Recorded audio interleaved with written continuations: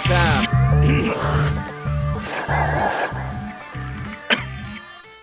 I wanted to talk, this is another switch, but there have been some surprise environmental inspections around town. I've heard a little bit about it on social media. Some are going better than others, but you recently were paid a visit by some inspectors, and I'm just curious, what are they looking for in these inspections, and how did yours go? Sure.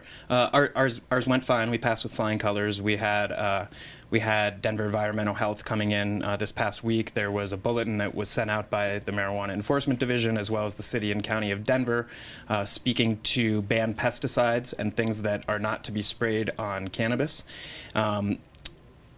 In addition, there's a list of banned substances that the Marijuana Enforcement Division has put out that is statutory, that is part of the medical marijuana regulations. Sure. Okay. The medical marijuana code here in Colorado. And this most recent bulletin went a little bit above and beyond, and I think surprised a lot of people, saying, in addition to what you're not allowed to have, there is actually a list of what you are allowed to have.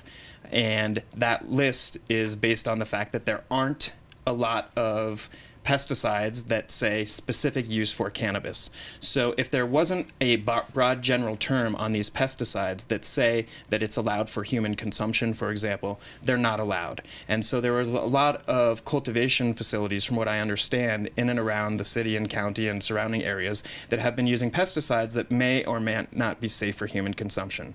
So Environmental Health has gone in and performed surprise inspections on a number of facilities and tagging plants and effectively shutting down grows for the time being while they finish these inspections and determine what pesticides are allowed and what pesticides aren't. They have asked us to submit lists of pesticides that we would like to see available to use. And in our case, it was fine. We allowed them into our facility. They took a look at everything that we have on the shelf. We're required to supply all the MSDS spec sheets, which are the material safety data sheets that say how to apply them, and each and every pesticide comes with its own, and we're required as a part of the code to put them all together into a binder. We had all of that prepared for them, and so it really wasn't an issue. But I have been told that there are, reading the Denver Post and reading Associated Press articles, that there's been 6 facilities that have been flagged and where their cultivation has been put on hold or effectively shut down for the time being.